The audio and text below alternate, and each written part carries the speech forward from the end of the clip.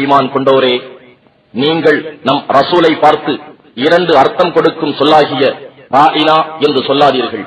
இதற்கு பதிலாக அன்புடன் நோக்குவீர்களாக என்னும் பொருளை தரும் சொல்லாகிய உன்குர்னா என்று கூறுங்கள். இன்னும் அவர் சொல்வதை கேளுங்கள். மேலும் நிராகரிப்பவர்களுக்கு துன்பம் தரும் வேதனையும் உண்டு. அஹ்லுல் கிதாப் வேதத்தை உடையவர்களில் நிராகரிப்போரோ இன்னும் முஷ்ரிக்குகளோ உங்கள் இறைவனிடம் இருந்து உங்கள் மீது நன்மை இறக்கப்படுவதை விரும்பவில்லை.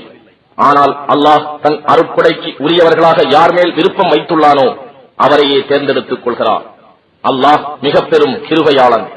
நாம் இறக்கி வைத்த வசனத்தை நாம் மாற்றுவதும் இல்லை, அல்லது மறந்து போகும்படி செய்வதும் இல்லை.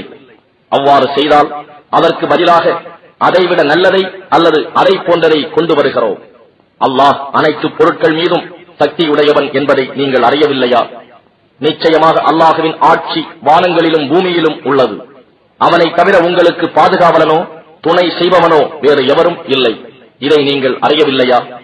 இதற்கு முன்னர் மூசாவிடம் கேள்விகள் கேட்கப்பட்ட மாதிரி நீங்களும் உங்கள் ரசூலிடம் கேட்க விரும்புகிறீர்களா? எவன் ஒருவன் நம்பிக்கையை நிராகரிப்பினால் மாற்றுகிறானோ அவன் நிச்சயமாக நேர் வழி நின்றும் தவறிவிட்டான்.